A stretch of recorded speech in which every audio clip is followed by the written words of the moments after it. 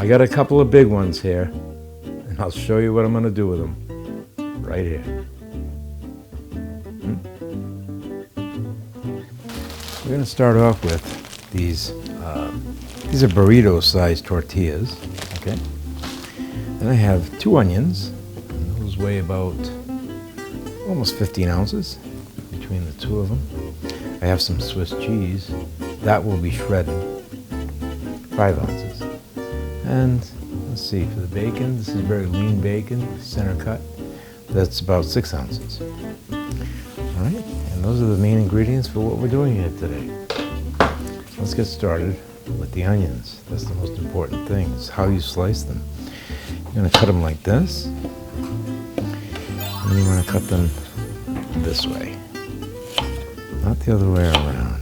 Normally I wouldn't show you how to chop an onion, but we're not chopping yet. We're cutting them into slivers, because the intent here is to caramelize them in a pan. Okay? And that's how I want them to look. I'm going to cook for about 45 minutes. All right? And the bacon,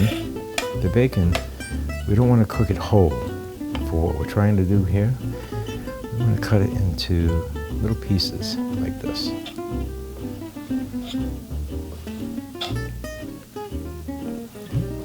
Little squares. Oop, get out of there, you. And that's about enough for 2 pizzas. I think that's what it's going to come out to. So I'm going to go ahead and prepare these ingredients, and I'll move the camera to the stove to show you how this is done. All right, we're ready to rock and roll here. We're going to start off by throwing some olive oil in the bottom of the skillet. For what we're doing here, I would prefer that you use a thick bottom pan. Iron pans are great, and most stainless steel pans are great. Try not to use a non-stick pan, because non-stick pans may not work out exactly the way you think. We don't have to worry about things sticking, but we do want things to brown. So we're going to go ahead and saute this bacon, and the intent here is not to cook it all the way, but rather cook it part of the way. You see? Now you see how lean this bacon is? That's a very lean cut of bacon. That's why we have to add some oil. And when we go to caramelize the onions, we'll definitely need to add some oil. Or butter. I think butter is better when you're caramelizing, because it has a low burn point.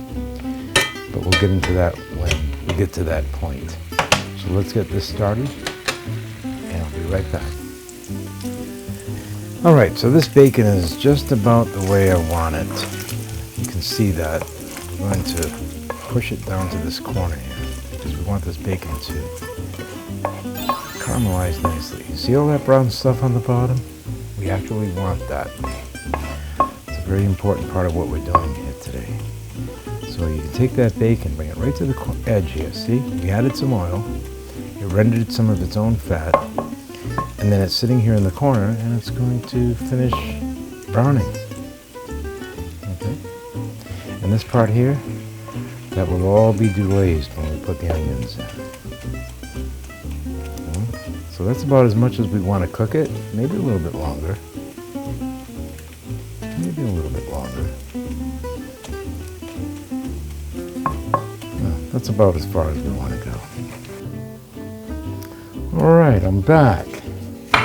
Next time, use a slotted spoon, stupid.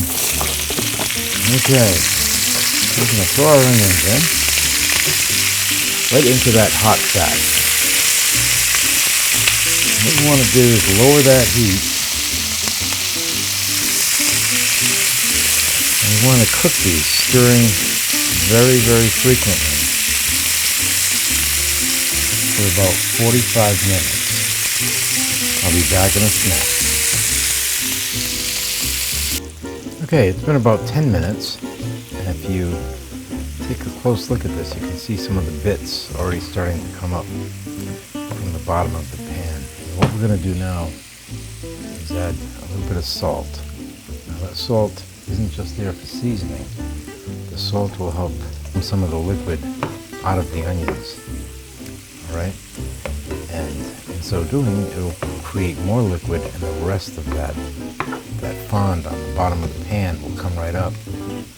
Okay, so we're gonna keep cooking these, and while that's going on, I'll start shredding the cheese. All right, folks, it's been 45 minutes. As you can see, these onions have reduced down to almost nothing, right? That's because all of the liquid has cooked out and all the sugars remain. So the next step I want to do here is pretty important, especially if you're health conscious, is to remove any of the excess oil.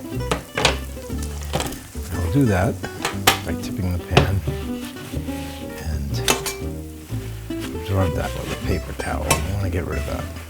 All right. Not all of it, just enough. Just to say we did, right? And then immediately, 1 tablespoon of balsamic vinegar. And then immediately after that, some freshly ground black pepper. See, aren't you glad you stuck around? All right. I'll give that a stir. And allow the vinegar to cook out. And that's going to do a couple of things. It's going to add a little bit of acidity to this. And at the same time, it's going to add sweetness because, as we all know, balsamic vinegar is a sweet vinegar. So it's both tart and sweet. Okay, just like me. And here we go. We are ready to assemble. Remember those tortillas?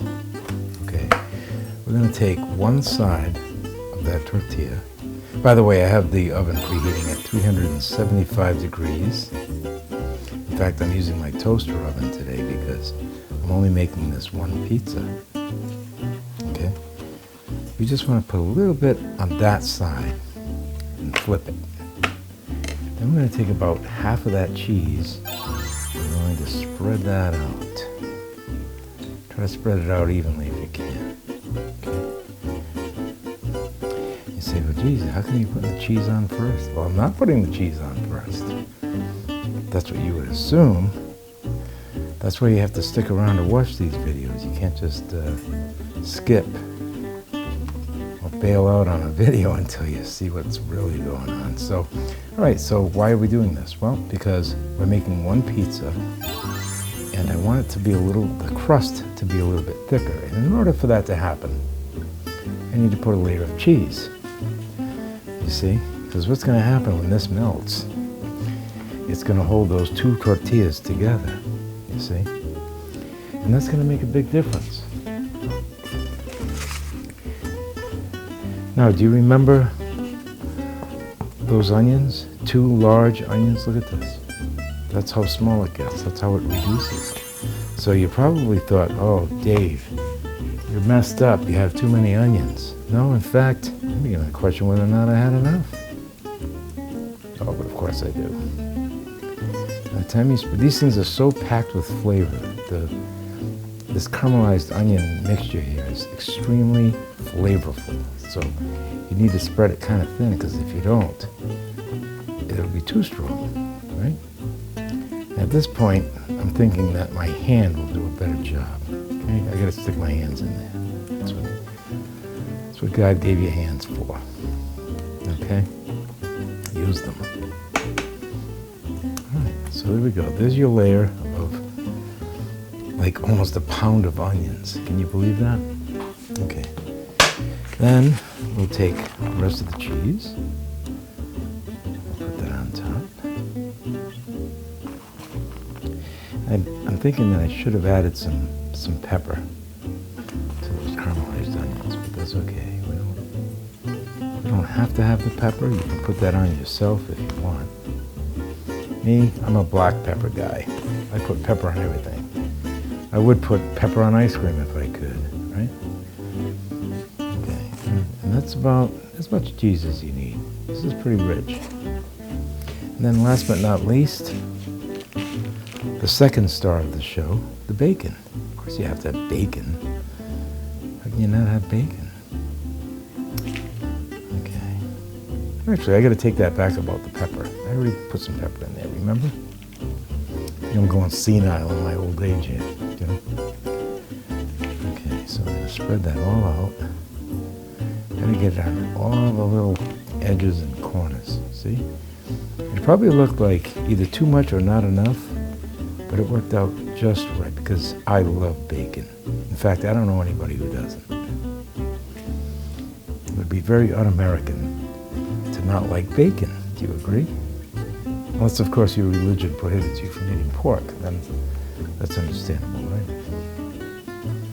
All right, beautiful thing. And see, not too much grease, just the right amount of fat. And we're going to go ahead and pop that in the oven until that cheese melts and the tips of the outer edges of that bacon starts to crisp up.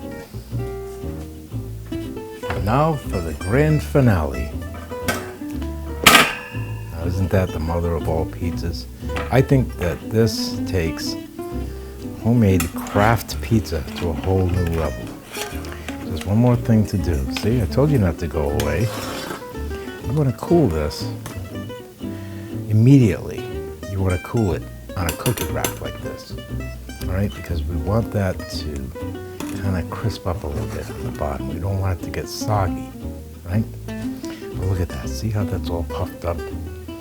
Oh my God. All right, so the grumpy old man is back, right? But I won't be grumpy today, not after eating this. See how that just slides right off? And if you have one of those fancy pizza cutters, you can use it. I have one, but I think it's a pain in the ass. I'd rather use a chef's knife. I think it works better. And here we are. So we're gonna cut that into maybe 6 slices. And look at that, huh? You can't even really see it because that cheese is melted in the center. Okay? See how that's holding together? And I bet you thought I was going to make that with just one tortilla. All right, folks, that's it. I hope you enjoyed the video, and I hope you enjoyed this pizza. Until the next video, bon appetit.